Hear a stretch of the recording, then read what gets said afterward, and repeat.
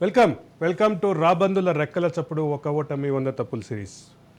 కేసీఆర్ వరుస విజయాల తర్వాత ఒక భారీ పరాజయం, భారీ పరాజయమే, భారీ పరాజయాన్ని ఎదుర్కొన్నటువంటి పరిస్థితులని, దానికి సంబంధించినటువంటి కారణాలను వెతికే నేపథ్యంలో ఉన్నాం. దానికి సంబంధించినటువంటి ఎనాలిసిస్ చేస్తున్నాం.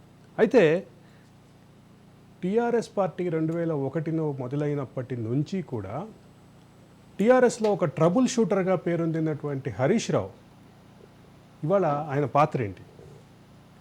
హరీష్ రావు నిర్వహించినటువంటి శాఖలు చాలా కీలకమైనటువంటి శాఖలు, వాటి పర్ఫార్మెన్స్ యొక్క ప్రభావం ఎన్నికల మీద పడిందా?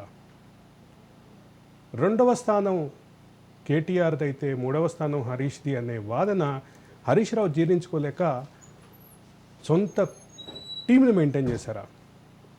ఇవన్నీ విస్తృతంగా జనంలో ఉన్న చర్చలు. వీటన్నిటికీ ఒక లాజికల్ డిస్కషన్ అవసరం అనిపించింది. అందుకే ఈరోజు 23వ తప్పుగా హరీష్ రావు పాత్రను తీసుకుంటున్నాం. మనతో పాటు జాయిన్ అవుతున్నారు కాంగ్రెస్ అధికార ప్రతినిధి, టీపీసీసీ అధికార ప్రతినిధి భవానీ రెడ్డి గారు. అట్లాగే మనతో లైవ్లో జాయిన్ అవుతున్నారు తెలంగాణ జలసాధన సమితి కన్వీనర్, అట్లాగే నీటిపారుదల నిపుణులు నయనాల గోవర్ధన్ గారు. గోవర్ధన్ గారు, welcome to the debate. Govardhan గారు, am I audible to you? Yeah, Bhavani గారు, పరిస్థితి నా ఇంట్రడక్షన్లో మీకు అర్థమైంది. కేసీఆర్ టీము ఊహించని పరాజయం పొందినటువంటి పరిస్థితి, వాళ్ళ టీం అయితే ఊహించలేదు పరిస్థితి. దాంట్లో ఈరోజు హరీష్ రావు మెజారిటీ తగ్గింది. 1,18,000 గతంలో ఉంటే ఈసారి 60,000-70,000 మెజారిటీ తగ్గిపోయింది ఆయన స్వయంగా ఆయన నియోజకవర్గంలో. మరోవైపు అసలు మొత్తం దీంట్లో ఎన్నికలలో ప్రధానంగా ప్రభావం చూపించిన అంశాల్లో మేడిగడ్డ ఒకటి ప్రధానంగా కళ్ళ ముందు కనిపిస్తుంది. తర్వాత కొన్ని పెన్షన్లు, కొన్ని నిధులకు విడుదలకు సంబంధించినటువంటి వివాదం ఉంది, అది ఆర్థిక శాఖ మంత్రి కాదు. నెక్స్ట్ ఆరోగ్య తెలంగాణ డైరెక్షన్లో కొన్ని ఉన్నాయి. ఇట్లాంటి అన్నిటి నేపథ్యంలో అసలు హరీష్ రావు పాత్ర ఎట్లా ఉంది? హరీష్ రావుని ఎట్లా చూడాలి మనం? హరీష్ రావుని ఎట్లా ఇంకా ఏం చూసేది ఏం లేదు, పాపం వాళ్ళందరూ కూడా కనుమరుగయ్యే పరిస్థితి వచ్చింది. కాకపోతే హరీష్ రావుని మాత్రం వదిలిపెట్టే ప్రసక్తి లేదని మేము అనుకుంటాం. అంటే అన్ని శాఖలు, కీలకమైన శాఖలు తెలివిగా కేసీఆర్ కొడుకును బిడ్డను సేఫ్గా పెట్టి అల్లుండికి ఇచ్చే ప్రయత్నమే ఇదంతా కూడా. సో ఆయనకు ఎప్పటి నుంచో చెప్తున్నాం, ఏదో ఒక రోజు మీ పని అవుతుంది, తెచ్చిన అప్పులన్నీ కూడా కాళేశ్వరం పేరు మీదనే పంచుకునేమో, అందరూ పంచుకున్నారు. అక్కడ బకాయిలు అట్లనే ఉన్నాయి. 6,71,000 కోట్లు ఇంత అప్పు తెచ్చి ఒకటి వాళ్ళు చేసిన ఈ 10 ఏళ్లలో వాళ్ళు చేసింది కాళేశ్వరం అనే ప్రాజెక్ట్ కట్టడం. తర్వాత మొన్న లాస్ట్ మినిట్లో ఇప్పుడు మేము సెక్రటేరియట్ ఉంది కదా, అది సో వాళ్ళు కనీసం అందులో పరిపాలన చేయలేని సెక్రటేరియట్ వద్దని ఎంత హెసిటేట్ చేసినా కూడా, సో దానికోసము అన్ని లక్షల కోట్లు తెచ్చి మళ్ళీ బకాయిలు అట్లనే ఉన్నాయి. సో కించిత్ ఈయనకు ఆ శాఖల మీద పడ్డం, కీలకమైనటువంటి శాఖల మంత్రిగా ఉన్నటువంటి హరీష్ రావు మీద ఈరోజు మేడిగడ్డ కుంగుబాటు మీరు అన్నట్టుగా నైతిక బాధ్యత వహించాలి ఆయన. కాకపోతే ఇప్పుడు ఆయన మంత్రి అయితేనేమో రాజీనామా చేయమందుము, ఆయన ఏది కాదు, ఇంకా ఎమ్మెల్యే అయినా సరే ఇక కొనసాగే పరిస్థితి లేదు, ఆడికి పోయి జనాలకు మొహం చూపించే పరిస్థితి లేదు. ఎందుకంటే ఎంత దారుణం అన్నది అంత తెచ్చి వద్దని మొత్తం నిపుణులు, ఇప్పుడు అక్కడ గోవర్ధన్ గారు ఉన్నారు చెప్తారు, తర్వాత మా దగ్గర నుంచే ఉన్నారు ఆయన ఉన్నారు కదా సార్, బుక్ రాసిండ్రు ఒకటి ఆయన, తర్వాత ఇంతమంది చెప్పినా కూడా ఇన్ని ప్రజా సంఘాలు ఇవన్నీ అందరు కూడా వద్దు, అక్కడ ఫీజిబుల్ కాదు, ప్రాణహిత చేయాలని కంటిన్యూ చేయండి, 30,000 కోట్లతో అయిపోయేదానికి ఇంత పెద్దగా పెట్టి సేమ్ అంతే 16 లక్షల ఎకరాలలో చూపించిన 18 లక్షల ఎకరాలు అంతే పారుతుంది. ప్లస్ ఎత్తిపోసినాయని కూడా ఇంతవరకు ఎకరం పారలేదు. వాళ్ళు చెప్పుకుంటున్నట్టు అన్ని అందించినాం, ఇన్ని అందించినాం, నీళ్ళు కనబడితే కాళేశ్వరం నీళ్ళు అంటున్నారు, కానీ అది కాదన్నా మనకు తెలుసు. సో అన్ఫార్చునేట్లీ నేను ఆ ప్రాంతం నుంచే, ఆయన మళ్ళీ మనం ఇద్దరం చదివిన కాలేజ్ ఆయన మీకు జూనియర్, నాకు సీనియర్, వీళ్ళందరూ మీకు మన ఇద్దరికి సీనియర్. సో అన్నిట్లలో కూడా అప్పులు తేవడంలో అన్నిట్లలో కూడా వీళ్ళు సీనియర్లే, చాలా కీలక పాత్ర వీళ్ళది. ఇప్పుడు అన్ని 1 by 1 మీరు ఎట్లా 100 తప్పులతోని ఎట్లా వాళ్ళ ఓటమికి కారణమైనరో అవన్నీ కూడా తీసి, తప్పులు వెలికి తీసి ఇప్పుడు వేసినాం కదా సిట్టింగ్ జడ్జా, విజిలెన్స్, వీళ్ళందరూ వాళ్ళ పని వాళ్ళు చేసుకుంటూనే పోతుంటారు. తప్పకుండా సమాధానం చెప్పాల్సిన అవసరం ఉంటుంది. అవసరమైతే వాళ్ళందరినీ కూడా న్యాయస్థానాలు ఉన్నాయి, పిలుస్తాము బయటికి, ఒప్పుకోవాలి. కనీసం ఇప్పుడు కూడా కించిత్ కూడా వాళ్ళకి ఇది లేకుండా మళ్ళీ 420 కాంగ్రెస్ అని చెప్పి ఏదో బుక్ రిలీజ్ చేసింది చూసిందా. మేము శ్వేతపత్రం అనగానే శ్వేతపత్రం రిలీజ్ చేయడం అంటే ఇక వాళ్ళు ఆల్రెడీ సచ్చి ఉన్నారు, ఇంకెందుకు మళ్ళా వాళ్ళని ఏమనాలి అని ఆగుతూ ఉంటే ఇంకా వాళ్ళే ఉల్టా ఎదురుదాడి చేస్తూ ఉన్నారు. ఇక కేసీఆర్ గారు అయితే ఆయన పూర్తిగా కనుమరుగైపోయినారు. ఇక వీళ్ళిద్దరు ఇప్పుడు బాబా బామ్మర్ది 1 and 2 ఆ పొజిషన్స్కి కొట్టుకోవాల్సిందే. కానీ అదే సందర్భంలో హరీష్ రావు మీద ఒక విమర్శ కూడా ఉంది. కేసీఆర్ మీద అవసరమైతే తిరుగుబాటు చేయడానికి కొంతమంది ఎమ్మెల్యేలని తన సొంత టీంని మెయింటైన్ చేశారంటూ ఒక విమర్శ వచ్చింది. 2018 ఎన్నికల సందర్భంగా ఈ విమర్శ బలంగా వచ్చింది. అన్నారు ఒక 25 మందికి తన ఓన్గా టీం పెట్టుకొని ఫండింగ్ చేసిండ్రు అని. గతంలో ఈటల రాజేందర్ గారి మీద కూడా అదే అభియోగం వచ్చింది, అందుకని ఆయనను అట్లా చేసిండ్రు కావాలని. అట్లాంటివన్నీ చాలా ఉన్నాయి. అండ్ ఇకపోతే అది వాళ్ళ పార్టీ అంతర్గత విషయం. ఏదైనా సరే అది మాకే ప్లస్ అయింది కదా. సో వెరసి వాళ్ళ ఓటమి అది మా గెలుపు. గోవర్ధన్ గారు చాలా సుదీర్ఘకాలం పాటు ఇరిగేషన్ మంత్రిగా తెలంగాణ రాష్ట్ర ప్రస్థానంలో 9.5 సంవత్సరాల్లో చాలా కీలకమైనటువంటి దశలో ఇరిగేషన్ మంత్రిగా ఉన్నటువంటి హరీష్ రావు, కాళేశ్వరరావు అని కూడా పిలుస్తారు ఆయన. అవును. ఎట్లా ఉంది దాని గురించి మీరు ఏమంటారు చెప్పండి. ఇరిగేషన్ శాఖ మంత్రిగా 2014లో అధికారం చేపట్టినటువంటి బీఆర్ఎస్ నాటి టీఆర్ఎస్ ప్రభుత్వానికి చాలా కీలకమైనటువంటి స్థానంలో ఉన్నారు. రాష్ట్రంలో ప్రవేశపెట్టినటువంటి బడ్జెట్ లేదా బడ్జెటేతర అప్పుల్లో కూడా అతి పెద్ద భాగం, సింహభాగం ఇరిగేషన్ శాఖకు ఇవ్వడం జరిగింది. ఆ ఇరిగేషన్ శాఖ మంత్రిగా హరీష్ రావు గారు కొనసాగారు. అయితే అదే ఇరిగేషన్ శాఖలో అత్యంత కీలకమైనటువంటి ప్రాజెక్టుగా ఉన్నటువంటి తుమ్మిడిహట్టి ప్రాణహితను రద్దు చేసి ఏదైతే కాళేశ్వరం భారీ ఎత్తిపోతల ప్రాజెక్టు చేపట్టారో ఆ ఎత్తిపోతల ప్రాజెక్టు కట్టిన 3 సంవత్సరాలకే, ప్రారంభించిన 3 సంవత్సరాలకే అది మొత్తం పూర్తిగా 5 ఫీట్లు కుంగిపోయింది. 7వ బ్లాక్లో ఉండినటువంటి మొత్తం అన్ని పిల్లర్లు కూల్చి కడితే తప్ప అది పనికి రాదు అని చెప్పేసి ప్రపంచ స్థాయి నిపుణుల బృందం ఢిల్లీ డ్యామ్ సేఫ్టీ వాళ్ళు చాలా విస్పష్టంగా చెప్పడం జరిగింది. వాళ్ళు ఎంత చాలా దాంట్లో ఎన్ని లోపాలు తలెత్తాయో కూడా వాళ్ళ 43 పేజీల కాళేశ్వరం మేడిగడ్డ యొక్క వైఫల్యానికి కారణం ఏంటి అనేది రాశారు. ప్లానింగ్కి అనుగుణంగా డిజైన్ లేదు, డిజైన్కి అనుగుణంగా నిర్మాణం లేదు, నిర్మాణం చేసినటువంటి దానికి అనుగుణంగా దాని మెయింటెనెన్స్ కానీ లేకపోతే ఆపరేషన్ కానీ నిర్వహణ కానీ ఏదీ లేదని చెప్పారు. అంటే ప్లానింగ్లో లోపము, డిజైన్లో లోపము, నిర్మాణంలో లోపము, మెయింటెనెన్స్లో కూడా మొత్తం అధ్వానమైనటువంటి మెయింటెనెన్స్ వల్ల మేడిగడ్డ కాళేశ్వరంలో తొట్టతొలి నీటిని ఎత్తి. కానీ గోవర్ధన్ గారు ఒక అంటే టెక్నికల్గా ఒక చర్చ అయితే విస్తృతంగా ఉంది. నేనే నా మేధస్సుని కరిగించి, నా స్వేదాన్ని ఒలికించి, నా రక్తాన్ని పారించి కట్టారు అని ఒక పక్క కేసీఆర్ చెప్తుంటే, రెండో పక్క దీని ఎగ్జిక్యూషన్ బాధ్యతలంతా అప్పటి ఇరిగేషన్ మంత్రి నేను కుర్చీ వేసుకొని పనిచేశానని చెప్తున్నటువంటి పరిస్థితుల్లో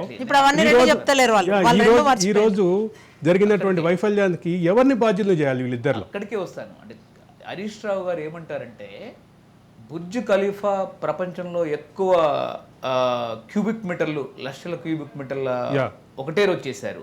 పోలవరం ఒకటే రోజు కొన్ని లక్షల క్యూబిక్ మీటర్ల పోసారు, ఎర్త్ వర్క్ చేశారు. మేడిగడ్డ, ఈ కాళేశ్వరం, అన్నారం వీటన్నిటిలో కూడా ఒకే ఒక్క రోజు 1,80,000 క్యూబిక్ మీటర్ల సిమెంట్, కాంక్రీట్, స్టీల్ని కలిపి మేము నిర్మాణం చేయడం జరిగింది అనేది ఆ రోజు హరీష్ రావు గారు బాహుబలి మోటార్లను వీటన్నిటిని విశ్లేషిస్తూ చాలా ఘనంగా మాట్లాడతారు.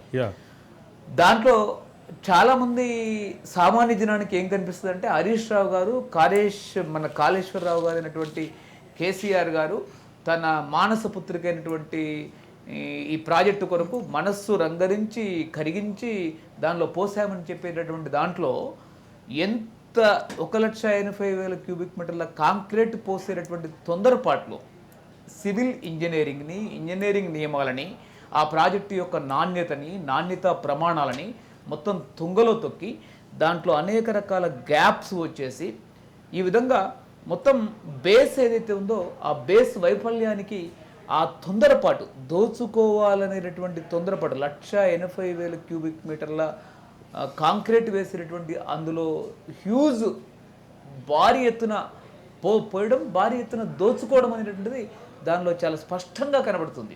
అంటే ఒక గిన్నిస్ రికార్డు సాధించే క్రమంలో జరిగినటువంటి ఆతృత లేదా తొందరపాటు వ్యవహారంగానే ముగించాలా దాన్ని? ఖచ్చితంగా. అంటే ఎంత వేగంగా, ఎంత తొందరగా రాష్ట్ర ఖజానాని కొల్లగొడుతూ దాని నిర్మాణాన్ని వేగంగా పూర్తి చేసి ప్రమాణాలు, దానిలో నాణ్యత, దానిలో మన్నిక, ఏ ఒక్క విషయం గురించి కూడా కించిత్ శ్రద్ధ లేకుండా అది చేయడం జరిగింది. మీరు చూస్తే ప్రకాశం బ్యారేజ్, ధవళేశ్వరం బ్యారేజ్ 160 సంవత్సరాల క్రితం కట్టారు. మన రాష్ట్రంలో ఉన్నటువంటి బాక్రా నంగలు, శ్రీరామ్ సాగరు, లేకపోతే నాగార్జున సాగరు, శ్రీశైలం ఇవన్నీ కూడా 65-70 ఏళ్ల క్రితం కట్టినటువంటివి. ఎప్పుడో నిజాం సాగర్ 100 ఏళ్ల క్రితం కట్టినటువంటిది. సదరుమాట ఆనకట్ట 300 ఏళ్ల క్రితం కట్టినరు. ఇది లక్షల ఎకరాలకు నీళ్ళు ఇస్తున్నాయి ఈ రోజుకి. మరి కాళేశ్వరం ద్వారా కనీసం 1,00,000 కోట్ల వరకు ఖర్చు పెడితే, 97,000 కోట్లు ఖర్చు పెడితే 97,000 ఎకరాలకు కూడా నీళ్ళు ఇచ్చినటువంటి దాఖలాలు. ఎత్తిపోస్తున్న నీళ్ళన్నీ మేడిగడ్డ, అన్నారం, సుందిల్లా నుంచి ఎల్లంపల్లి చేరి ఎత్తిపోయక ముందే ఆ నీళ్ళన్నీ కూడా కడెం నీళ్ళతో, ఎదురొచ్చినటువంటి శ్రీరామ్ సాగర్ నీళ్ళతో, ఎదురు వరదతో మొత్తం అన్ని కూడా బంగాళాఖాతం అంతర్వేదికి పోయినటువంటి ఘనకీర్తి హరీష్ రావు గారి, ఇరిగేషన్ మంత్రి కేసీఆర్ గారి మానసపుత్రికైనటువంటి కాళేశ్వరం రివర్స్ ఇంజనీరింగ్, ఇది రివర్స్ తిప్పిపోతలు. తిప్పిపోతల ఒక బుక్ కూడా మేము ప్రింట్ చేస్తాం అప్పుడు. మీకు ఒక విషయం గుర్తుందో లేదో, అంటే ఈరోజు మనం మాట్లాడుకుంటున్న హరీష్ రావు స్వయంగా ఒక సివిల్ ఇంజనీరింగ్ చదివినటువంటి వ్యక్తి, సివిల్ ఇంజనీరింగ్ లో డిప్లొమా ఇన్ సివిల్ ఇంజనీరింగ్ చదివినటువంటి వ్యక్తి. అటువంటి వ్యక్తి ఆధ్వర్యంలో జరిగినటువంటి ఈ పనులు ఇంత నాశరకంగా ఉండడానికి కేవలం ఆతృత మాత్రమే కారణమా? అది కాదు మెయిన్ థింగ్. ఇంకొకటి పాయింట్ గోవర్ధన్ గారు, అడ్డు అదుపు లేనటువంటి దోపిడీ. ఆ ప్లేస్ కూడా it's not suitable for that project అని చెప్పి కూడా చెప్పిండ్రు. అదొకటి ప్లేస్ విషయంలో ఇదే గోవర్ధన్ రాసినటువంటి ఆర్టికల్ ని చూపిస్తూ కేసీఆర్ చాలా అదొకటి. తర్వాత దొంతుల లక్ష్మీనారాయణ గారని మా ప్రాంతం నుంచే, కేసీఆర్ పుట్టినూరు నుంచి ఆయన కూడా, ఆ దొంతుల లక్ష్మీనారాయణ గారు కూడా ఒక బుక్, 2-3 బుక్కులు రాసిన. ఒకటేంది అసలు అది తిప్పిపోతలా అని మేము చెప్తాం. ప్రజా సంఘాలను ఎంత గొగ్గోలు పెట్టినా కూడా నేనే ఇంజనీరు, నేనే చేసుకుంటా అని చెప్పి చేసిను. ఇవాళ బీబీసీలో కానీ, డిస్కవరీలో కానీ కాళేశ్వరం అనేదే లేదు. ఇప్పుడు వచ్చి చెప్పమనండి కేసీఆర్ గారిని, కనీసం నాదే ప్రాజెక్ట్ అని చెప్పారు. ఇప్పుడు ఇంకా అయిపోయింది. ఇమాం సిద్దిపేట టౌన్ కాంగ్రెస్ అధ్యక్షులు మనతో ఫోన్లో మాట్లాడటానికి రెడీగా ఉన్నారు. ఇమాం గారు నమస్తే. నమస్తే సార్. చెప్పండి, మీ ఎమ్మెల్యేకి సంబంధించినటువంటి, ఆయన మీ ఎమ్మెల్యే ట్రబుల్ షూటర్గా ఉండే చెప్పబడే ఎమ్మెల్యే టీఆర్ఎస్ ప్రభుత్వానికి ట్రబుల్ షూటరా, ట్రబుల్ మేకరా అనేది ఒక చర్చ ఉంది.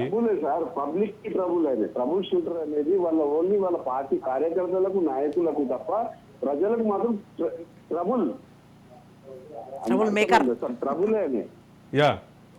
ఆయన ఉంటేనే ట్రబుల్. ఇప్పుడు ఇన్నేళ్ళు 9-10 years వాళ్ళు పాలించారు సార్. ఒక్కొక్కరిని ఎంత భయభ్రాంతులు చేసి వాళ్ళ పేర్ల మీద, వాళ్ళ నాయకులు సార్, ఒక చిన్నగా ఎమ్మెల్యేగా ఉండి, మంత్రిగా ఉండి ఆయనకు తెలియకుండా ఎవరైనా కబ్జా చేయగలుగుతారా? ఇప్పుడు మిట్టపల్లిలో కూడా డెవలప్మెంట్ అని చెప్పేసి ఎన్నో రకాలుగా అన్ని సర్వే నంబర్లు, ఇది అసెంట్ ల్యాండ్లను 59 జీవో కింద మార్చి ఒక్కొక్కళ్ళకు 1,000 గజాలు తీసుకున్నారు సార్ నాయకులు, కార్యకర్తలు. అంటే ప్రధానంగా ఇప్పుడు ఒక పక్క ఇరిగేషన్లో సంబంధించినటువంటి నిర్వహణ లోపాలతో పాటు ఆయన మీద వస్తున్నటువంటి ప్రధానమైన ఆరోపణలు సిద్దిపేట చుట్టుపక్కల భూసేకరణ సందర్భంగా విపరీతమైనటువంటి అంటే ఆశ్రిత పక్షపాతం చూపించారని, అదే సందర్భంలో కొన్ని భూ కబ్జాలను ప్రోత్సహించారని, దీని మీద మీరేమంటారు ఇమాం గారు? కరెక్టే సార్, అది కరెక్ట్. భూ కబ్జాలకి ఇప్పుడు ఆయన అనుకూలంగా ఇప్పుడు డిజైన్ ఒకటి ప్రాజెక్ట్ వస్తుంది. ఇప్పుడు ఏది మల్లన్న సాగరా, ఇది రంగనాథ్ సాగర్ దగ్గర వాళ్ళ కంఫర్టబుల్ ప్లేస్ చూసుకొని వాళ్ళ ఇప్పుడు ఏ జోన్ చేసుకోవాలి మనం, ఇది ఈ కంఫర్టబుల్ ఇది ఉన్నది, మనం తీసుకుంటే మనం డెవలప్ అవుతాం. రైతులు నష్టపోతే నష్టపోని, మనకేం సంగతి, మనం ఇట్లా చేస్తాం, ఈ డిజైన్ చేస్తే మన ప్లేస్ మన డెవలప్ అయితే కదా అన్నట్టు ఇట్లా చేసింది సార్. Yeah. భయభ్రాంతులు సార్, మొత్తం టోటల్ భయభ్రాంతులు చేసారు. రమ్మనండి సార్, నేను ఒకటే అంటున్నా, ఇక్కడ సిద్దిపేటలో ఉన్న నాయకులు కార్యకర్తలు అందరూ వాళ్ళ బీఆర్ఎస్ నాయకులు చెప్తున్నాను, రండి మాట్లాడదాం, మీరు కబ్జా చేసిరా లేదా, రీడిజైన్ చేయడానికి మీరు ఎన్ని డెవలప్మెంట్, మీరు పక్కన ఎవరెవరి పేరు మీద ల్యాండ్ తీసుకున్నారు మీరు ప్రాజెక్ట్ పక్కన. ఆయన పైన ప్రధానంగా ఆరోపణలు కూడా వచ్చినాయి. ఆయన ఆయన ఆయన అంటే సడన్గా ఆయన ఆస్తులు పెరిగినాయి అని చెప్పేసి దీన్ని ఎట్లా చూడాలి మీరు ఇమాం గారు? కరెక్టే సార్, అది సడన్ గా అంటే ఒక మామూలు వ్యక్తి 9 years నుంచి చాలా కష్టపడే వ్యక్తి అన్నారు. వ్యక్తి కొన్ని 1000 కోట్లు వెళ్ళిపోతే ఏ విధంగా వెళ్తారు సార్? యా, 1000 కోట్లల్లా. ఇదే ఇప్పుడు మన కాంగ్రెస్ పార్టీలో ఉన్నారే మా రేవంత్ అన్ననే, ఇప్పుడు ఈ భూ కబ్జాల మీద మేము ఇన్ఫర్మేషన్ ఇచ్చాము. ప్రతి ఒక్క ఎవరెవరు కబ్జా చేసారు, ఎవరెవరైతే ఎన్ని 1000 కోట్లు ఎక్కడి నుంచి వచ్చినాయి అన్ని ఇస్తారు సార్. యా, థ్యాంక్ యూ ఇమాం గారు మీ అభిప్రాయాలు తెలియజేసినందుకు. గోవర్ధన్ గారు, ఇప్పుడు ఆయన మీద వచ్చినటువంటి ఆరోపణ క్రమంలో మైనంపల్లి హనుమంతరావు అప్పటి మల్కాజ్గిరి ఎమ్మెల్యే, తర్వాత ఇప్పుడు ఆయన కాంగ్రెస్లో ఉన్నారు, ఆయన కొన్ని వ్యాఖ్యలు చేశారు. ఒకసారి ఆ వ్యాఖ్యలు చూద్దాం. గోవర్ధన్ గారు మీ దగ్గరకు వస్తాను. ఒక్కసారి మైనంపల్లి ఏం మాట్లాడారో చూసి మళ్ళీ వద్దాం. మైనంపల్లి ఆడియో ప్లే చేయండి. ట్రంక్ డబ్బాతో వచ్చాడు.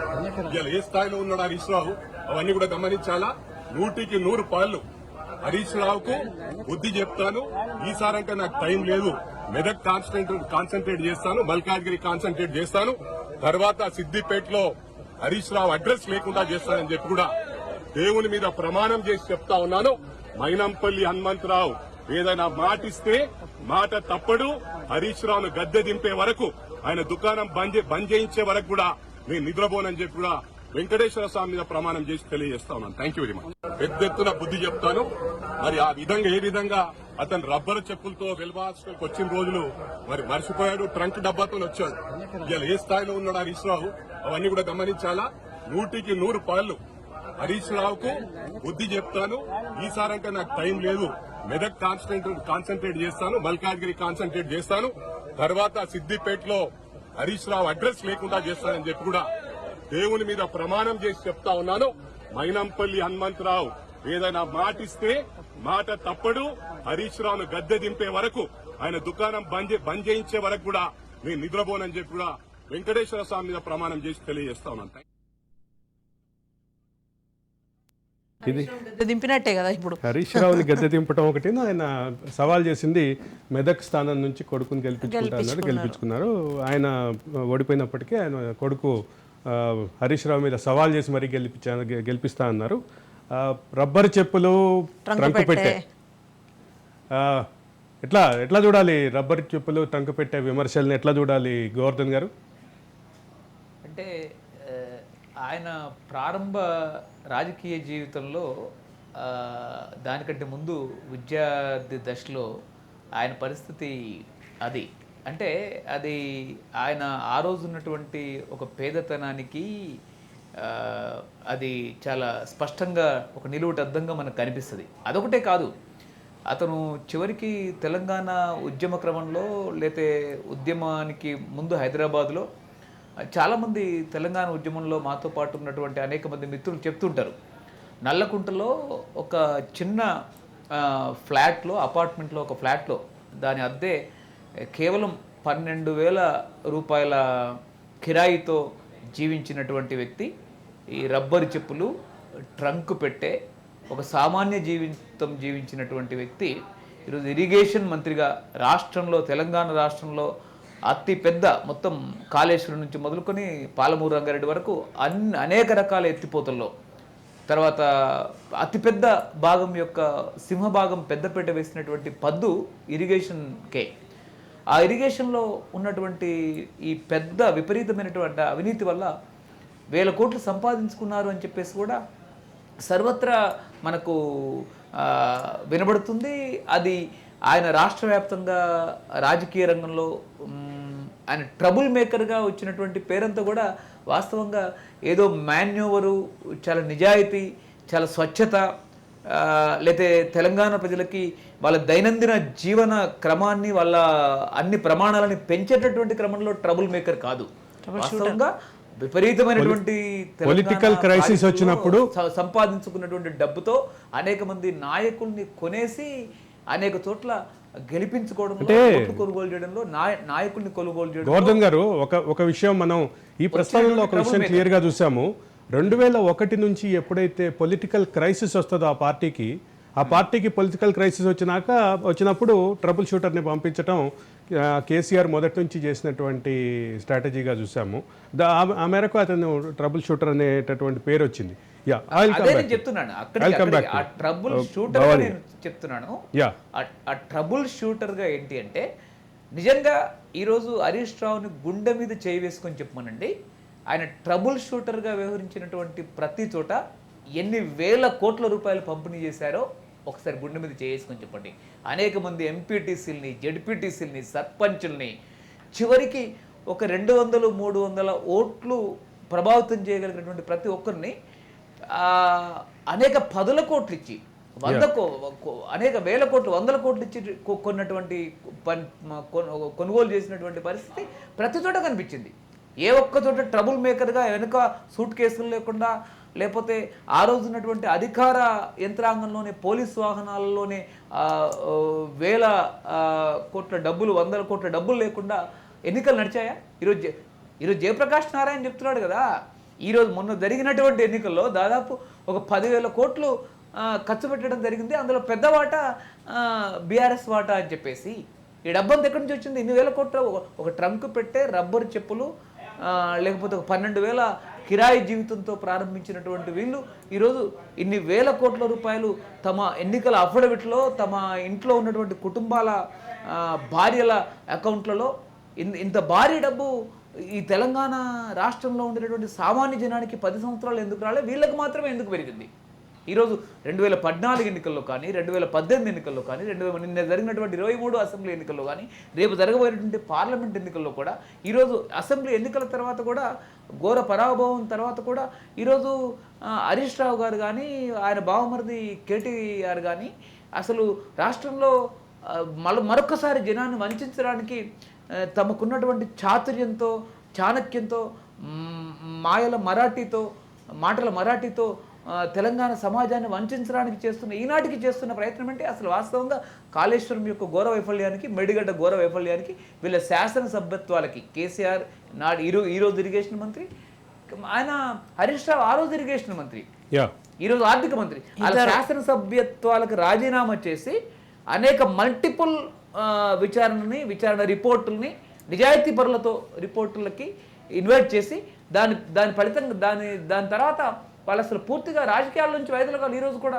అది ఫెయిర్గా జరగడానికి, ఈరోజు అసలు మాట్లాడడానికి తెలంగాణ సమాజంలో నేరస్తులుగా ఒక ప్రాజెక్టు, ప్రపంచంలో ఎక్కడ కూడా ప్రాజెక్టు కుంగుబాటు అని చెప్పేసి జరగలే. ఎవరో ఆయన భజన మీడియా వాళ్ళందరూ కూడా ఈరోజు అసలు ఫ్రీ స్టాండింగ్ ప్రాజెక్టే లేదు ప్రపంచంలో. ఎవరు కూడా అట్లా ఫ్రీ స్టాండింగ్ సిద్దిపేట జిల్లా బీజేపీ అధ్యక్షుడు దూది శ్రీకాంత్ రెడ్డి గారు మనతో మాట్లాడటానికి లైవ్ లో ఉన్నారు. శ్రీకాంత్ రెడ్డి గారు నమస్కారం. శ్రీకాంత్ రెడ్డి గారు నమస్కారం. మీ ఎమ్మెల్యేకి సంబంధించినటువంటి ప్రస్తుతం మీ ఎమ్మెల్యే గత ప్రభుత్వంలో కీలకమైనటువంటి మంత్రిగా ఉన్నటువంటి హరీష్ రావు గారికి సంబంధించినటువంటి డిస్కషన్లో ఉన్నాం. చెప్పండి, మీ అభిప్రాయం చెప్పండి. మీరు ఏ విధంగా చెప్తున్నారో నాకు అర్థం కాలేదు. హరీష్ రావు అనేటువంటిది ఆవు ముఖం, బయటికి ఆవు ముఖం కనబడుతుంది, కానీ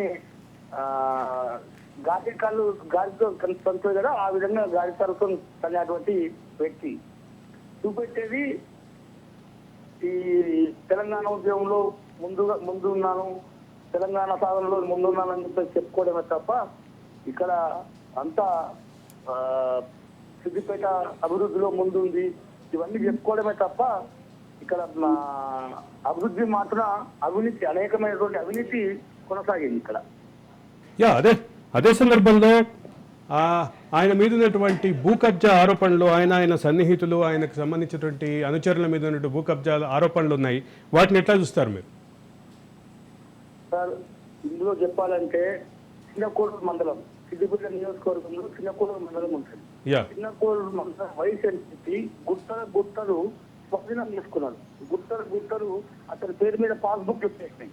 అసైన్ ల్యాండ్స్ ఉన్నటువంటి గుట్టలు అతని పేరు మీద వచ్చేసినాయి. అదేవిధంగా మార్కెట్ కమిటీ చైర్మన్ ఉంటాడు, అతను భూ కబ్జాలకు పాల్పడతాడు. అదేవిధంగా నంగునూరు మండలంలో భూ కబ్జాలు జరిగినాయి.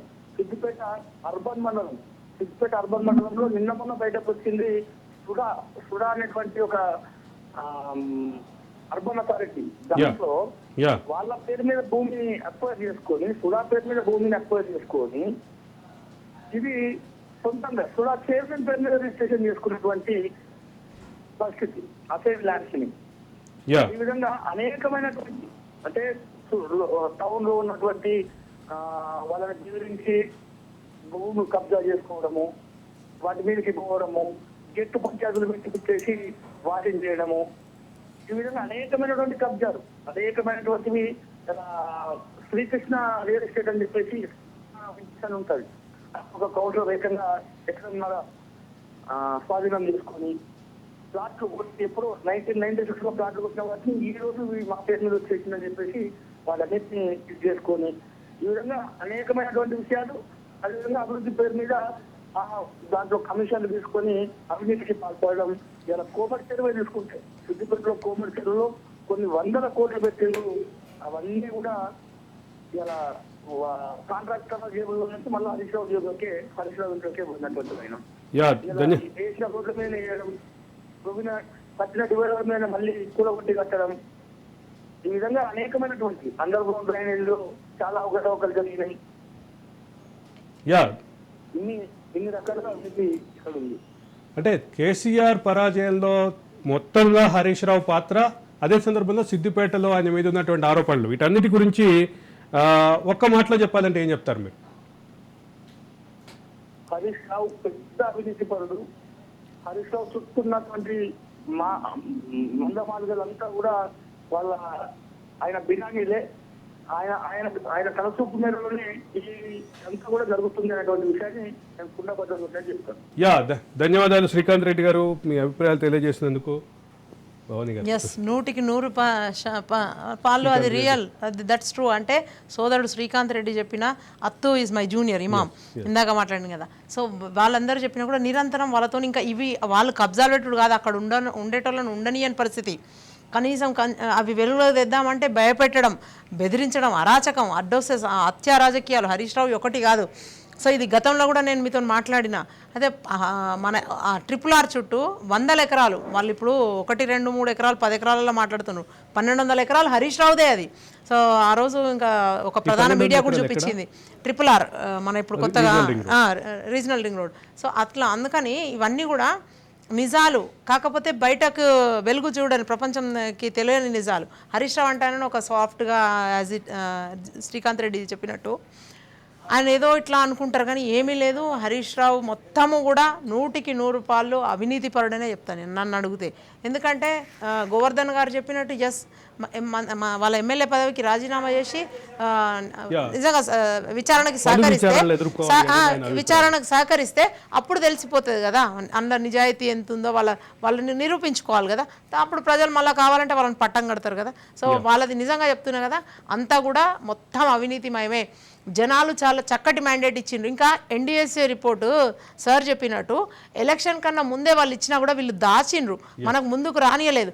అది గనక ఎలక్షన్ కన్నా ముందు చెప్తుంటే ఆ 39 కూడా రాకపోతుండే. ఇంకో వివాదం కూడా వస్తుంది. 2018 ఎన్నికలకు ముందు కూడా ఇదే పరిస్థితి వస్తే డ్యామ్ రిపేర్లు చేసిండ్రు. అన్నారము సుందిల్లో అన్ని పంపులు మునిగిపోయినాయి. ఆ తర్వాత వాళ్ళు ఏదైతే బాహుబలి మోటార్లు అన్నారో అవన్నీ మునిగిపోయినాయి. అసలు ఎత్తిపోవడమే లేదు అక్కడ. ఆల్రెడీ మన దీనిలో నుంచి ఎల్లంపల్లి నుంచి ఎత్తిపోసిన నీళ్ళే సార్ చెప్పినట్టు సముద్రం పాలైనాయి. అంటే వీళ్ళకి విధ్వంసం. అంటే ఒక పక్క ఇరిగేషన్కి సంబంధించినటువంటి అవినీతి ఆరోపణలు ఉన్నాయి, అదే సందర్భంలో భూ కబ్జాలకు సంబంధించిన అవినీతి ఆరోపణలు ఉన్నాయి. వీటన్నిటి చుట్టూ తిరుగుతుంటే భవానీ రెడ్డి గారు ఇంకా కొన్ని కొత్త విషయాలు చెప్తున్నారు. 1200 ఎకరాలు outer ring road, regional ring road చుట్టుపక్కల రాబోయే రీజనల్ రింగ్ రోడ్, ప్రతిపాదిత రీజనల్ రింగ్ రోడ్ దగ్గర హరీష్ రావు కబ్జాలో ఉంది అంటున్నారు. వీటన్నిటిని చూస్తే ఏమనిపిస్తుంది మీకు?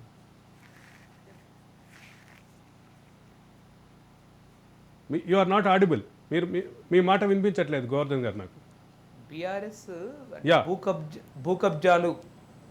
భూ కబ్జాలు ఏదైతే అంటున్నారో ఆ భూ కబ్జాలకు సంబంధించినటువంటి విషయం మొత్తం ఎంటైర్ బీఆర్ఎస్ అంటే భూ కబ్జాల పార్టీగా అది మొత్తం బహుశా ప్రపంచంలో ఎవరు చేయలేనంత కబ్జాలు వీళ్ళు చేశారు. హరీష్ రావుకు సంబంధించి కేవలం అది సిద్దిపేట నియోజకవర్గానికి సిద్దిపేట జిల్లాకు మాత్రమే భూ కబ్జాలు కాదు. అసలు హరీష్ రావు పాత్ర హైదరాబాద్ నగరంలో చాలా చోట్ల భూ కబ్జాలు చేశారు. వాళ్ళ బావమరిది కానీ ఆయన ఎంటైర్ కుటుంబం కానీ.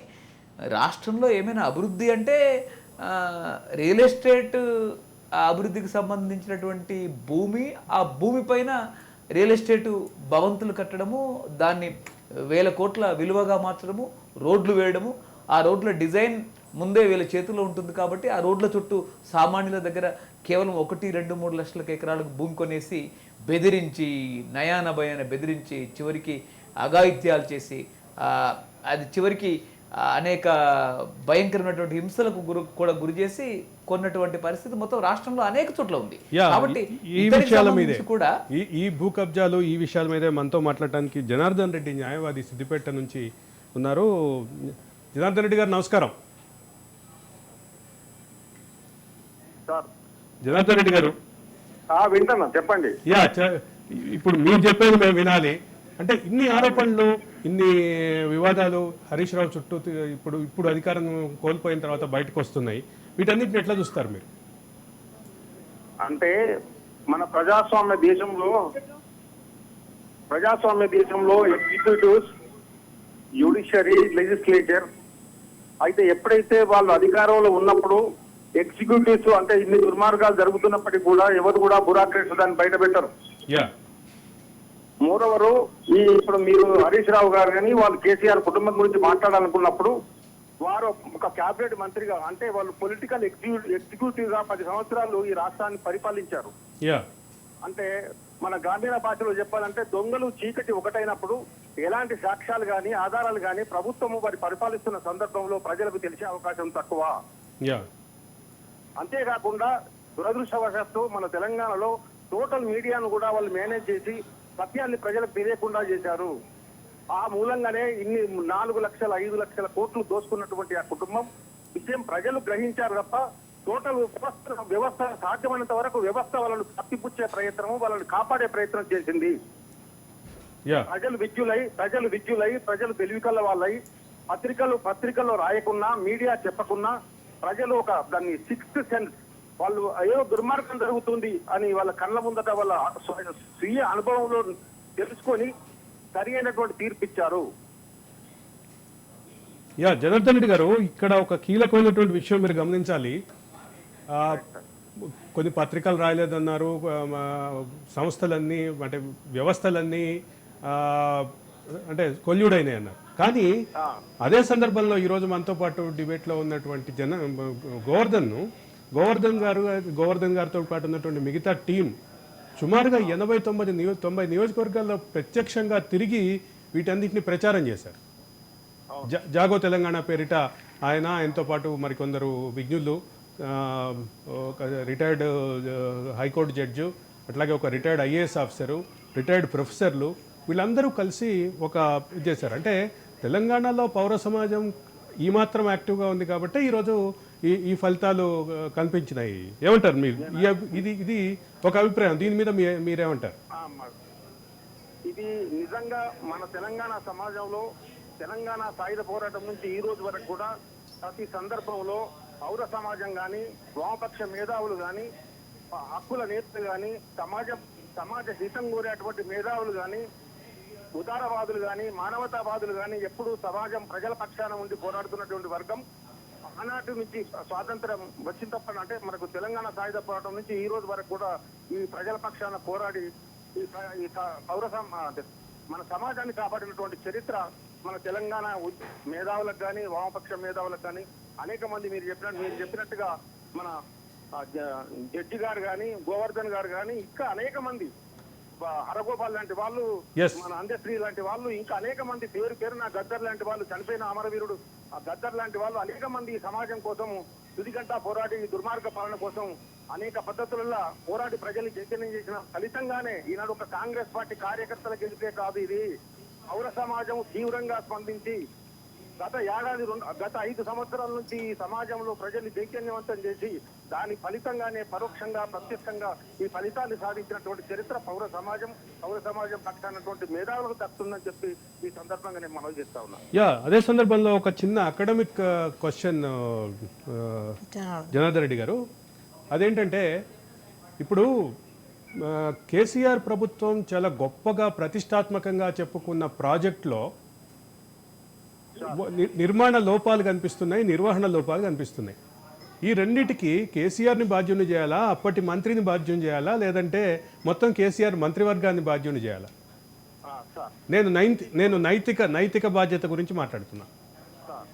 ఇది కొలోసల్ కరప్షన్ ప్రాజెక్ట్, అపారమైనటువంటి అవినీతితో కూడుకున్నటువంటి ప్రాజెక్ట్ ఇది. ఈ ప్రాజెక్ట్ ను ఒకటి మనవి చేస్తున్నా సార్, రెండో ప్రపంచ యుద్ధ కాలంలో హిట్లర్ సైన్యాలు ప్రపంచ నాజీలను లక్షలాది మందిని జ్యూస్ ను వాళ్ళందరినీ ఊచకోత మూసిన సందర్భంలో రష్యా సైన్యాలు జర్మనీ హిట్లర్ ను హతమార్చిన తర్వాత జర్మనీ ఆత్మహత్య చేసుకున్నటువంటి న్యూరెన్బర్గ్ అనే పట్టణంలో అంతర్జాతీయ న్యాయస్థానం అనుమతి తీసుకొని న్యూరెన్బర్గ్ ట్రయల్స్ నాజీ సైన్యాల మీద వాళ్ళు చేసినటువంటి దుర్మార్గాల మీద, అవినీతి మీద, అక్రమాల మీద, మోహం మీద విచారణ జరిగింది. ఇక్కడ కూడా సుప్రీంకోర్టు అనుమతితో, హైకోర్టు అనుమతితో రాజ్యాంగ పరిధిలోనే ఈ న్యూరెంబర్గ్ అనేటువంటి ట్రయల్స్ ఏ విధంగానైతే ఆనాడు వాళ్ళ వ్యతిరేకంగా నిర్వహించారో తెలంగాణలో కేసీఆర్ కుటుంబం మీద కానీ, కేసీఆర్ కుటుంబానికి మద్దతు ఇచ్చినటువంటి అధికారుల మీద కానీ, రాజకీయ నాయకులు కానీ ఎవరిని కూడా వదలకు ప్రత్యేకమైనటువంటి ట్రిబ్యునల్ ఏర్పాటు చేసి. యా, ధన్యవాదాలు జనార్దన్ రెడ్డి గారు, మీ అభిప్రాయం తెలియజేసినందుకు. Thank you very much.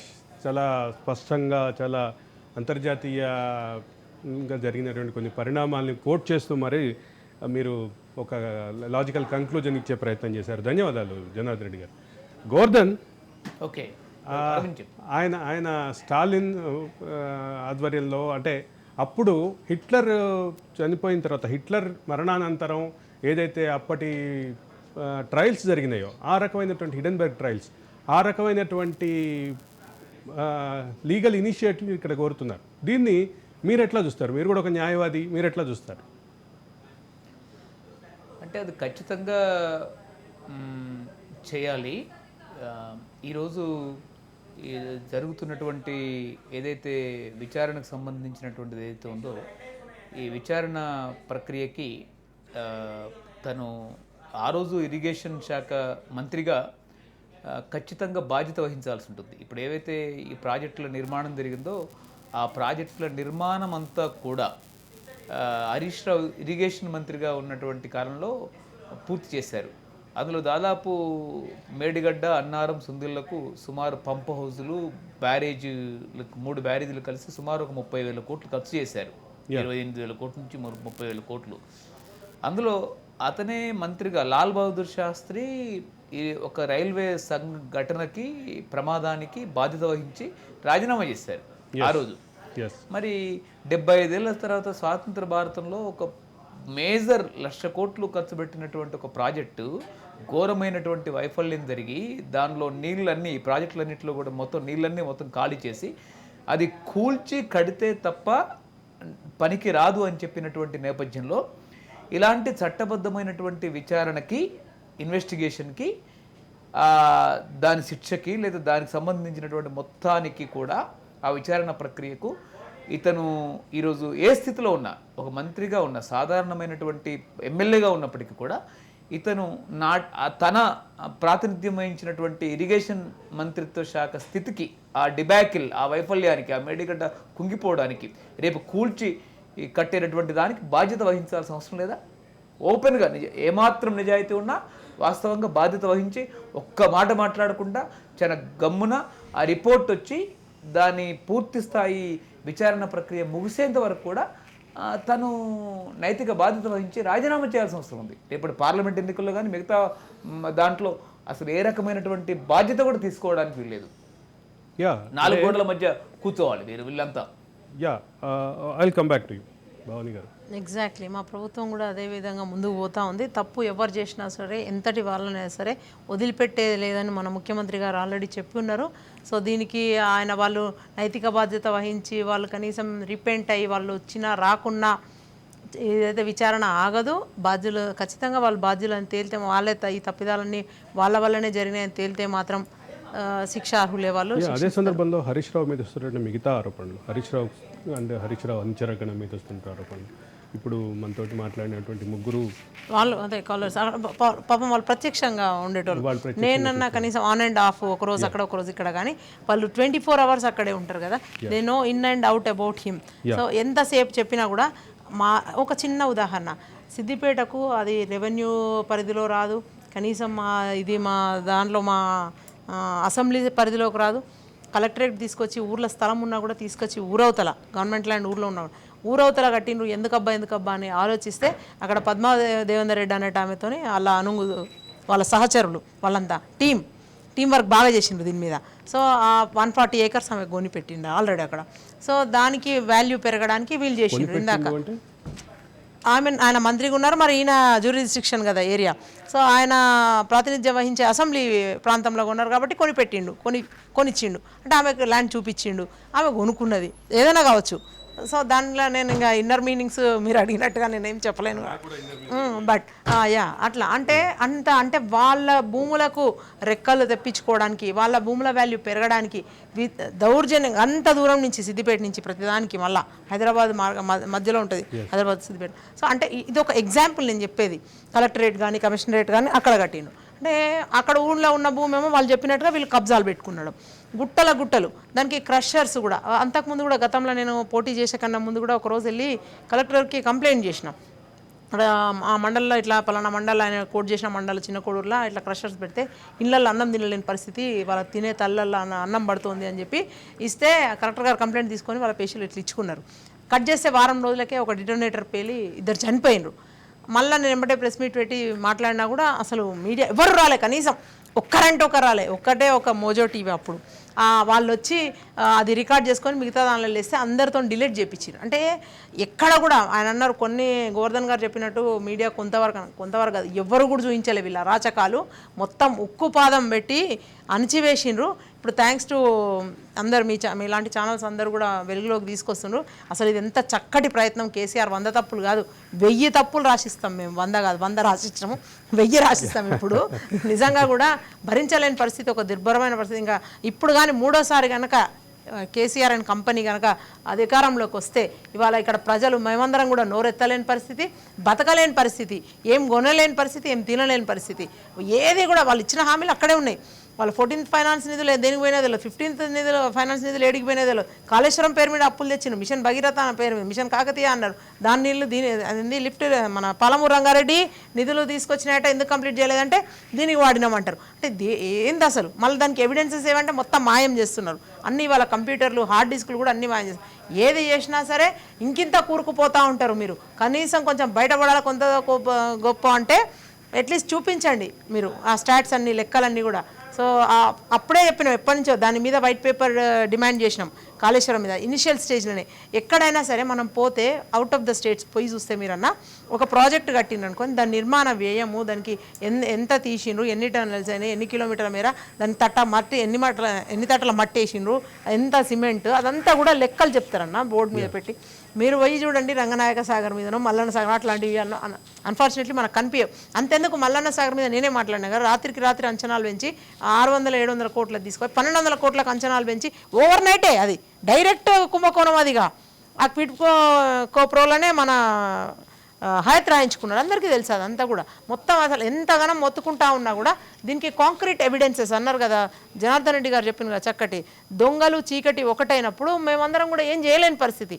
నేను చెప్తా ఉంటే అప్పట్లో నేను ఒక్కదాన్నే ఎజిటేట్ చేస్తూ ఉంటే మీరు చాలాసార్లు అన్నారు, ఏంది ఇంత ధైర్యంగా నువ్వు ఒక్కదానివే మాట్లాడుతున్నావు, హరీష్ రావును ఎవరు ఏమంటలేరని. ఇప్పుడు తెలుసా చూడండి, ఇవాళకి అదే మాట అంటారు కదా. అదే మాట అంటారు.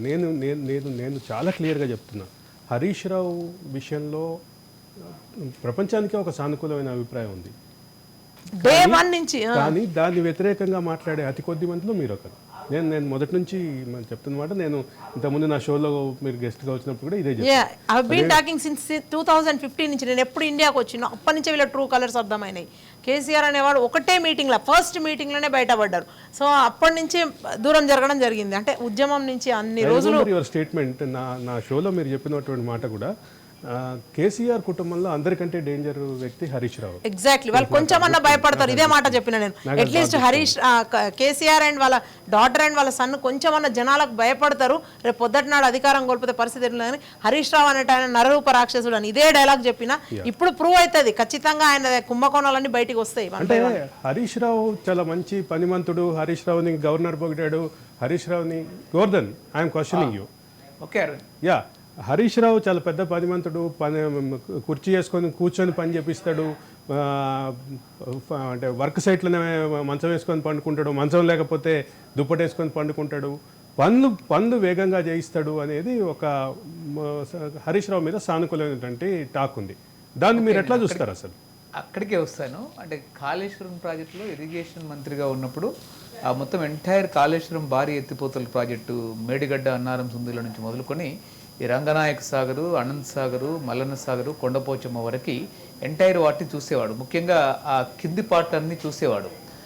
ఒకసారి 2-3 సార్లు రాత్రి అర్ధరాత్రి 2 గంటలకి విజిట్ చేయడం, 3 గంటలకు విజిట్ చేయడం, 12 గంటలకు విజిట్ చేయడం, మొత్తం ఎంటైర్ తన క్యాబిన్లో దాని సీసీటీవీలు ఫుటేజ్ పెట్టి 24 గంటల పాటు మానిటర్ చేస్తున్నట్టు పత్రికల ముందు, టీవీల ముందు పెద్ద ప్రదర్శన ఇవ్వడం.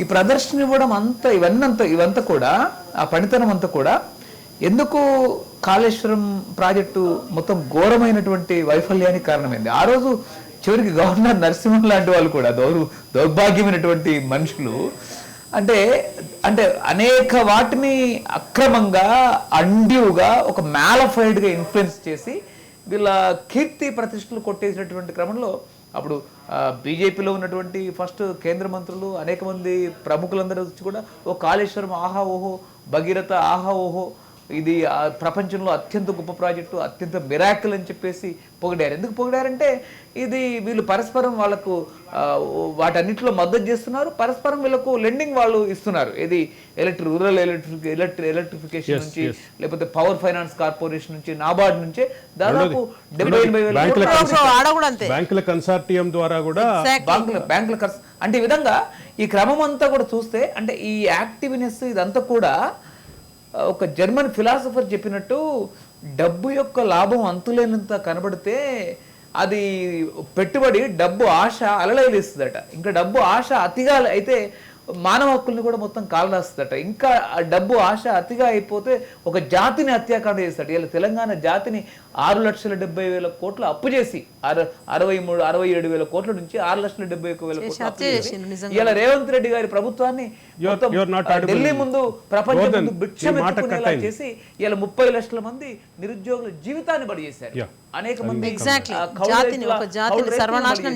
తెలంగాణ సమాజపు ప్రపంచంలో అనేక దేశాలు అన్ని రంగాల్లో ఎదిగినట్టు, లేకపోతే తెలంగాణ ప్రజల బహుముఖ అభివృద్ధికి కారణమైనటువంటి ప్రపంచ స్థాయి ప్రమాణాలతో కూడినటువంటి అభివృద్ధి క్రమాన్ని కూకటి వేళ్లతో సహా అడుగంట మొత్తం నరికేశారు. ఈ గొప్ప పనితనం గల హరీష్ రావు గారు, కేటీఆర్ గారు, కేసీఆర్ గారు, వీళ్ళ కుటుంబం ఆ అదుపు లేనటువంటి దోచుకున్న ధనంతో 6,70,000 కోట్ల ధనంతోనే 2018 ఎన్నికల్లో వచ్చారు, 2023 ఎన్నికల్లో వచ్చారు, తర్వాత రేపు 2024లో వచ్చేటువంటి పార్లమెంట్ ఎన్నికల్లో కూడా ఆ ధనం కూడా కలుగుల్లో దాచుకున్నటువంటి ధనమంతా కూడా మళ్ళొకసారి మనకు బయటికి రాకుండా, వీళ్ళందరి పనితనం ఏంటి అంటే తెలంగాణను దోచుకొని 6,71,000 కోట్ల అప్పుల రాష్ట్రంగా మాత్రంలో ఇలా నిరుద్యోగులందరూ కూడా అనేక రోజు 10 సంవత్సరాల్లో ప్రతిరోజు రైతుల ఆత్మహత్య లేనటువంటి రోజు ఏదైనా ఉందా? ఇలా గుండె మీద చేపెట్టుకోమనండి. వీళ్ళ ఆస్తులు, వీళ్ళు పార్టీలోకి వచ్చినప్పుడు వీళ్ళు ఎన్ని అప్పులు చేసి బతికారు. కవిత అద్దె ఇంట్లో ఉంది, హరీష్ రావు అద్దె ఇంట్లో ఉన్నాడు. ఈరోజు తెలంగాణలో ఒక మంత్రి పదవిగా వచ్చేసి మంత్రి పదవి వస్తుందని చెప్పేసి, కుటుంబ పార్టీగా మారుతుందని చెప్పేసి అమెరికాలో ఒక చిన్న సాఫ్ట్వేర్ ఉద్యోగం వదిలిపెట్టి పరుగులు తీస్తూ వచ్చినటువంటి ఒక డిఫాక్టో చీఫ్ మినిస్టర్ కేటీఆర్ ఎక్కడి నుంచి వచ్చారు. వీళ్ళ జీవితాలన్నీ గతంలో ఏంటి, ఈరోజు అసలు వాస్తవంగా తెలంగాణ సమాజం ముందు ఇట్లా మమ్మల్ని టీవీ ఛానల్ పెట్టుకుంటే మేము గెలిసే వాళ్ళమి, ఇంత అభివృద్ధి చేసేటటువంటి గెలిసే వాళ్ళం కాదు. ఇలా హైదరాబాద్ రాష్ట్ర క్యాపిటల్లో వచ్చినటువంటి ఓట్లన్నీ కూడా ఈ పాపం జనానికి తీరిక లేక ఇక్కడ ఉన్నటువంటి హైదరాబాద్ క్యాపిటల్ సిటీ పక్కన ఉండేటటువంటి మొత్తం జనం ఓట్లు వేసినటువంటి కేవలం 43% జనం వీళ్ళందరికీ ఏమాత్రం తీరికలేవు. అత్యంత చౌక జీతాలతో ఇక్కడ ఉండినటువంటి స్కైవేల్లో, ఇక్కడ ఉన్నటువంటి రోడ్లలో, వీధి దీపాల్లో, అదుపు లేనటువంటి స్కై క్రాపర్స్లో, ఈ ప్రైవేటు పెట్టుబడితో కలిసినటువంటి వీటన్నిటిలో కూడా కేటీఆర్ కుటుంబానికి, హరీష్ రావుకి, కేసీఆర్కి భారీ ఎత్తున వాటాలు ఉన్నాయి. దీని అంతట్లో కూడా ఈ రంగుల ప్రపంచాన్ని అభివృద్ధి చేసినటువంటి క్రమం అంతా కూడా వీళ్ళే అని చెప్పేసి మోసపోయి నమ్మి వంచనకు గురై ఓటేసినటువంటి పరిస్థితి మనకు క్లియర్గా కనబడుతూ ఉంది. వాస్తవంగా హైదరాబాదు జనం ఈ ఏదైతే నమ్మి ఈ రంగుల ప్రపంచాన్ని, స్కైవేల్ని, బ్రిడ్జిల్ని చూసి ఓటేశారో, ఈ సాఫ్ట్వేర్ని చూసి, లేకపోతే అక్కడ హైటెక్ సిటీలో, లేకపోతే ఈరోజు ఫైనాన్షియల్ సిటీలో ఉన్నటువంటి నానక్రమ్ గోడలో చూసిన స్కై క్రాపర్స్ అన్నీ కూడా వాళ్ళ ప్రతి ఫ్లోర్లో, ప్రతి ఫ్లాట్లో, ప్రతి స్కై క్రాపర్లో వీళ్ళకు భారీ ఎత్తున భయంకరమైనటువంటి వాటాలు ఉన్నాయి. ప్రపంచ స్థాయి చేయించి ఆ విచారణకు కట్టుబడి వీళ్ళందరూ శాస్త్ర అసలు కలుగుల్లో దాక్కొని ఉండాల్సినటువంటి వాళ్ళు ఇలా తెలంగాణ సమాజం ముందు అరవడానికి, మాట్లాడడానికి అసలు హక్కు లేవు. హక్కులంటే హక్కు కూడా లేదు వీళ్ళకి. మీరు చెప్పినట్టు ఆ అతి కొద్ది మందిలో గోవర్ధన్ గారు కూడా వస్తారు. అంటే రైట్ ఫ్రమ్ ద బిగినింగ్ మేము కొంతమంది చేస్తూ ఉంటే ధర్నా చౌక్ను మూసేసిన చరిత్ర వీళ్ళది. అంటే ఎక్కడ నిరసనలు తెలిపొద్దు, ప్రజలకు ఆ వాయిస్ ఎట్లా పోవద్దు అని చెప్పి. అయితే ఎక్కడన్నా ఆగుతుందా, అట్లనే అక్కడ కొంతమంది అంటే మమ్మల్ని పిచ్చోళ్ళు అనుకున్నారు, అయినా సరే వ్యతిరేకించడం. ఇవాళ తెలుసుకున్నారు జనాలు లాస్ట్ థ్యాంక్స్ టు పబ్లిక్. నిజంగా కూడా ఇంకొక కీలకమైనటువంటి అప్డేట్ ఉంది.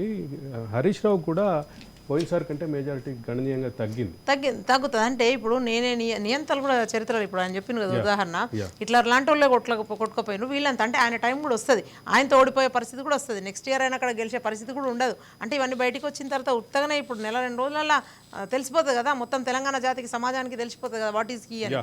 సో అప్పుడైతే మళ్ళీ పట్టం కట్టే పరిస్థితి ఉంది. అంటే 40 ఏళ్ళుగా దుర్మార్గం అక్కడ మామాళ్ళ పాలన. నిజంగా కూడా ప్రజలు ఎంత చక్కటి తీర్పు ఇచ్చిండ్రంటే మళ్ళొక్కసారి కూడా రాబోయే పార్లమెంట్ ఎలక్షన్లు కూడా వాళ్ళకి ఎక్కడ కూడా అవకాశం ఇస్తే మళ్ళీ పుట్టుకొస్తారు వాళ్ళు. సో చంపేమనే చెప్తాం నేను నిలువున, అంటే రాజకీయంగా వాళ్ళని. తెలంగాణ ఉద్యమంలో కీలకంగా ఉన్నటువంటి నాయకుల్లో హరీష్ రావు ఒకరని చెప్తారు. ఆ హరీష్ రావు చుట్టూ అనేక వివాదాలు ఉన్నాయి. హరీష్ రావు నేతృత్వంలో జరిగినటువంటి కాళేశ్వరం ప్రాజెక్టు, అదే సందర్భంలో మిగతా ఇరిగేషన్ ప్రాజెక్టుల నిర్వహణ లోపాలు, ఈరోజు దానికి బాధ్యత వహించాల్సింది ఎవరు? కేవలం హరీష్ రావు, కేసీఆర్ వాళ్ళిద్దరే మేము అని క్లెయిమ్ చేసుకున్నటువంటి ఆ పార్టీ, ఆ ప్రాజెక్టులు ఈరోజు నిర్వహణ లోపాలు అన్నీ బయటపడుతున్నటువంటి నేపథ్యంలో దానికి ఎవరు బాధ్యత తీసుకుంటారు? దీంతో పాటు హరీష్ రావు చుట్టూ మరిన్ని వివాదాలు ఉన్నాయి. సిద్దిపేట కేంద్రంగా కబ్జాలు జరిగినాయని, అదే సందర్భంలో కాళేశ్వరం ప్రాజెక్టు నిర్వాసితులకి కొంత ఫేవర్, తన అనుచర వర్గానికి ఫేవర్ చేశారంటూ కొన్ని విమర్శలు ఉన్నాయి. వీటన్నిటినీ సమగ్ర విచారణ మాత్రమే దీన్ని పరిష్కారం చూపిస్తుంది అనేది గోవర్ధన్ కానీ, ఇందాక మాట్లాడిన కాలర్స్ కానీ, భవానీరెడ్డి గారు కానీ అభిప్రాయపడుతున్నారు. భవానీరెడ్డి గారు అయితే చాలా నమ్మకంగా ఉన్నారు, 1-2 నెలల్లో మొత్తం అంతా చరిత్ర అంతా బయటకు వస్తుంది. ఇది ఈరోజు ఒక ఓటమి 100 తప్పులలో 23వ భాగం. ధన్యవాదాలు గోవర్ధన్, ధన్యవాదాలు భవానీ గారు. Stay tune to Raj news.